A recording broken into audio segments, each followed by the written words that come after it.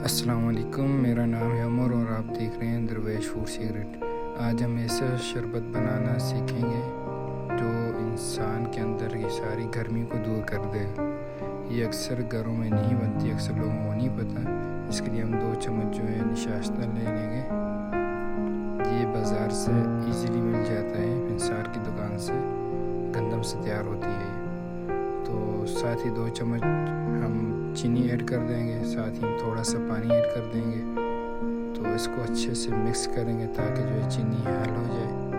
और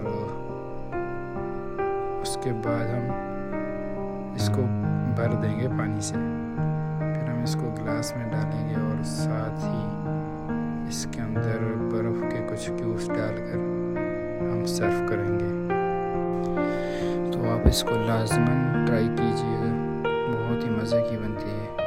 तो इसके साथ हमारे चैनल को लाइक, सब्सक्राइब एंड शेयर लाजमन करें।